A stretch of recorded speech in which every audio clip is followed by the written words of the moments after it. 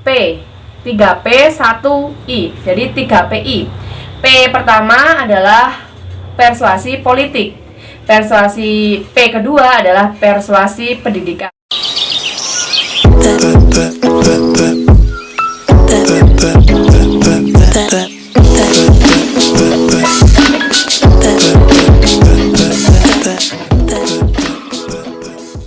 Hai, assalamualaikum warahmatullahi wabarakatuh. Kembali lagi di channel aku Rizka and Latifa. Dan kali ini dalam rangka COVID-19, pemerintah pusat meliburkan seluruh sekolah di Indonesia termasuk di Kabupaten Blitar maupun di Kabupaten Malang.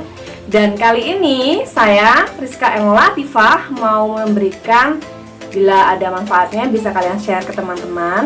Dan kali ini saya sebagai guru mau menyampaikan kepada murid-murid atau siswa-siswa saya terkait tentang pembelajaran bahasa Indonesia. Jadi sebelumnya bisa kalian subscribe dulu dan sebar link ini jika menurut kalian bermanfaat. Selanjutnya untuk anak-anakku kelas 8E dan 8E sampai 8H. Kali ini kita bahas tugas yang telah Ibu berikan kepada kalian semua tentang bab 2. Masih ingatkah kalian tentang teks persuasi? Jadi, teks persuasi itu telah kalian bahas di awal pertemuan kita di bab 2 di minggu-minggu Maret awal-awal kemarin ya. Kelas baliknya, intinya teks persuasi adalah salah satu jenis teks yang tujuannya adalah mempengaruhi pembaca dan mengajak pembaca untuk sesuai dengan apa yang disampaikan oleh penulis. Itu pastinya Bu Rizka. Nah, menurut KBBI, persuasi itu adalah ajakan seseorang untuk memberikan alasan dan menjelaskan cara. Baik anak-anak, hari ini kita bahas bareng untuk melaksanakan kegiatan ngoreksi bersama. Ibu memberikan tugas yang telah Ibu berikan kemarin. Ibu tulis di sini ya, apa tugasnya, tentang apa saja yang baik kalian kerjakan selama liburan. Oh, bukan liburan, selama belajar di rumah. Dalam rangka menghadapi virus yang lagi beken saat ini, namanya virus corona alias COVID-19. Ibu menyampaikan kepada kalian semuanya, tetap jaga kesehatan kalian, terutama pada diri kalian. Kalau tidak ada yang penting, jangan keluar di rumah, apalagi berkeliaran, sok-sokan gitu ya. Ya meskipun semuanya telah diatur oleh Allah Subhanahu wa Ta'ala, kalau kita waktunya sakit ya sakit, tetapi kita kan ikhtiar. Salah satu bentuk ikhtiar kita harusnya jaga diri. Nah, oke, selanjutnya kita bahas mengenai PR yang telah Ibu berikan dari halaman 25 sampai halaman 30. Sebelumnya, ciri-ciri dan pengertiannya Ibu kelas balik ya. Jadi persuasi itu intinya mengajak seseorang atau pembaca untuk meyakini dan terpengaruh oleh yang telah kita tulis dalam bentuk teks persuasi. Jadi seolah-olah kamu kalau sudah membaca teks tersebut, kamu yakin, kamu terpengaruhi, dan akhirnya kamu ikut membenarkan untuk membuktikan ke pendapat penulis tersebut. Jadi cirinya itu adalah ajakan atau mempengaruhi. Nah, yang ketiga telah kita bahas di pertemuan terakhir, yaitu tentang jenis-jenis teks persuasi. Jenis-jenisnya itu ada 4. Ibu menjelaskan menggunakan pakai kata 4P, 3P, 1I. Jadi 3PI. P pertama adalah persuasi politik. Persuasi P kedua adalah persuasi pendidikan, dan P ketiga adalah persuasi propaganda. Yang terakhir adalah persuasi iklan, yang ini berbeda sendiri dengan jenis-jenis lainnya. Nah, di politik itu terkait dengan kegiatan-kegiatan yang berbau dengan kegiatan politik. Nah, untuk pendidikan, begitupun sebaliknya, ini adalah kegiatan yang berkecimpung di bidang pendidikan, seperti guru, atau artikel-artikel dan tulisan-tulisan yang membahas mengenai cara edukasi ya, cara memberikan pengetahuan seperti itu. Juga motivator, inovator yang memberikan bagaimana cara kita supaya bisa terbangkiti ya setelah membaca teks persuasi jenis pendidikan ini. Yang ketiga, teks persuasi propaganda. Ini ngantuk apa belum? Sepertinya di LKS kalian sudah bisa membaca. Yang paling penting intinya aja ya. Jadi teks persuasi propaganda itu adalah teks yang tujuannya mempropaganda pembacanya, seolah-olah kita belum tahu dan jadi kurang yakin, kurang pede seperti itu. Nah, propaganda ini tujuannya supaya kita lebih sadar untuk melakukan informatif. Seperti kayak kali ini, kalian nulis tentang teks corona, bahaya corona untuk siswa-siswi pelajar gitu. Siswa-siswi ataupun pelajar di Indonesia. Itu bisa jadi teks propaganda karena itu masih menjadi perdebatan untuk kalian yang awam maupun yang sudah mengetahui apa saja dari bahayanya virus corona. Ini bisa dibuat untuk teks saya. Jadi teks propaganda ini masih ada pro dan kontranya. Ada salah satu ya akhirnya kita sadar bahwa manfaat informasinya ini tidak hanya berhenti pada penyebaran salah satu informasi saja. Ya. Jadi tujuannya seperti mengkampanyekan gitu ya. Hidupnya sehat, terus tidak boleh keluar rumah selama 14 hari apabila kita sakit. Langsung ke halaman 25. Baik anak-anak, kita bahas. Ini dia. Yang pertama, kelihatan nggak enggak ya? Yang pertama, tugas di halaman 25. Seperti ini, kalian buka di LKS kalian. Tugas yang pertama adalah jenis dari klasifikasikan teks persuasi tersebut dalam bentuk jenisnya dan alasannya. Di beberapa kelas 8E dan 8H kemarin Ibu sudah membahas. Nah, di kesempatan 8F dan 8G Ibu belum membahas mengenai seperti apa saja. Nih, gini intinya. Nomor 1 jenis, bawahnya alasan. Nomor 2 jenis, bawahnya alasan dan seterusnya sampai nomor 5. Kamu buat seperti itu dulu. Nanti yang jenis pertama adalah dari salah satu jenis teks propaganda. Alasannya jelas ini memberikan pengetahuan dan informasi supaya sampah elektronik itu bisa didaur ulang. Begitupun yang kedua. Ini adalah termasuk teks propaganda.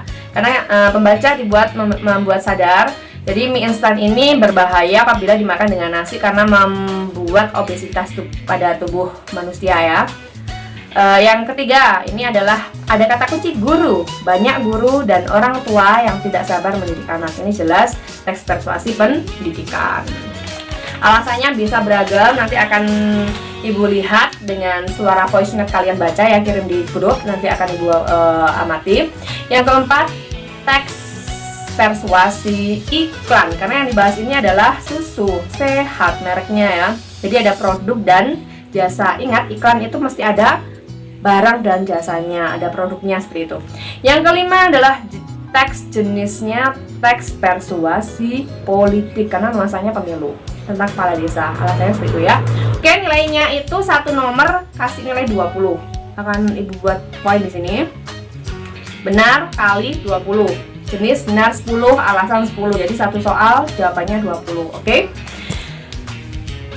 Sampai sini ada pertanyaan? Baik, anak-anakku yang berbahagia dan disayangi Allah Subhanahu wa Ta'ala, sudah sholat zuhur apa belum? Sholat dulu nanti ya. Sebelum kita lanjutkan untuk membahas uji kompetensi 2 di halaman 22, Ibu bacakan. Nanti akan Ibu cupliki di sini soalnya seperti apa. Apakah yang dimaksud dengan fakta? Nomor 1. Nomor 2, mengapa fakta memiliki fungsi yang penting dalam teks persuasi. Dan nomor 3, apa saja yang dimaksud dengan saran. Ini di buku semua ada, di LKS ada ya. Dan yang keempat, apa saja tanda-tanda kalimat yang berisi ajakan. Ada semua. Nomor 5, bagaimana tujuan penulis mengajak dan mempengaruhi pembaca dan dapat tercapai dan berjalan dengan baik. Ini tujuannya kamu baca dulu berarti. Nah, ini ada tugas 1 dan tugas 2, tugas 3. Ini sebenarnya saya minta kalian mencari di Google aja seperti apa untuk tugas 1. Tugas 1 ini hanya menganalisis ya. Jadi bentuknya kamu jawab ini misalnya 1 fakta. Terus yang saran seperti apa di sini kamu cari, di dalam teks ini seperti apa kamu cari. Kemudian di tugas 2 kalian harus mencari salah satu bentuk jenis teks persuasi. Kamu cari di bentuk seperti ini, seperti tugas pertama. Kemudian tugas ketiga, ini kalian harus membaca gambar. Ini persis soalnya anak TK dan SD.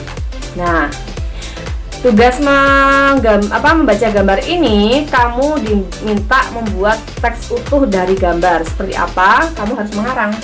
Nah, kamu buat kalimat yang berisi fakta, mengarangnya seperti itu. Jadi, apakah misal ibu memberi contoh, sarannya jangan ramai di dalam perpustakaan, atau sebaiknya pengunjung di perpustakaan sekolah tersebut menggunakan tempat yang benar di tempat membaca, di meja baca, seperti itu misalnya. Atau yang kedua, sebagai salah satu pengunjung perpustakaan, sebaiknya itu bisa menjaga ketenangan dan kenyamanan perpustakaan, ya. Seperti itu ya contoh-contohnya. Nanti baru itu nanti kamu kirim aja di grup ya. Jadi yang kita bahas tentang UK 1 sampai UK 2 dan UK 3 dulu. Oke, tugasnya banyak sekali ternyata. Kalian makanya bilang ke Burska tadi malam dan tadi pagi, Bu, tugasnya kok banyak yang belum selesai. Nah, ini ada tugas kelompok di halaman 29. Tugas 2, tugas 1. Ini kita bahas untuk pertemuan besok. Kayaknya harus butuh buku ini ya, Bu. Kemudian uji kompetensi 3. Uji kompetensi 3 ini mengenai pokok-pokok informasi. Apa saja yang dimaksud dengan pokok-pokok informasi? Yang kedua, bagaimana cara mendapatkan pokok-pokok informasi dalam teks persuasi? Nomor 3, apa yang dimaksud dengan simpulan? Nomor 4, bagaimana simpulan dalam teks persuasi? Dan terakhir, bagaimana langkah-langkah merumuskan simpulan teks persuasi. Oke, kita bahas dulu ya yang untuk UK 2. Soalnya karena 5, berarti satu soal Ibu berikan 1 poin dengan 20. Jadi poinnya 20 kali 5, 100 nilainya maksimal itu, Bu. Udah. Nomor 1, jawaban dari UK 2. Ini langsung Ibu buat video aja. Nanti kalau misalnya nggak cukup waktunya, akan Ibu kirim voice note aja, oke? Simak LKS kalian masing-masing, karena ini menentukan nilai tugas harian ya. Thank you, terima kasih. Tetap share terus dan pantengin di grup. Ajak teman-teman kalian supaya paham bagaimana apa saja materi yang telah kita bahas. Nah, gimana Bu yang belum punya HP? Terus gimana Bu kalau mereka susah dihubungi? Kita kan rumahnya jauh. Nah, nanti bisa pakai ilmu berbagi. Misalnya ada temanmu yang dekat rumahnya, dia nggak punya HP, kamu ajak aja satu tempat gitu. Kita agendakan 1 minggu minimal 3 kali aja, karena kita waktunya memang 3 kali seminggu. Itu kita buat hari Senin sampai hari Kamis. Jumat Sabtu kita off untuk pelajaran bahasa Indonesia. Tapi apabila kemungkinan ada yang bertanya, Ibu tetap melayani secara layanan Japri, oke? Terima kasih. Wassalamualaikum warahmatullahi wabarakatuh. Jangan lupa subscribe apabila Ibu sampaikan di konten YouTube Ibu. Terima kasih. Tetap belajar dan jangan lupa di rumah aja, jangan kemana-mana kalau tidak penting. Assalamualaikum warahmatullahi wabarakatuh.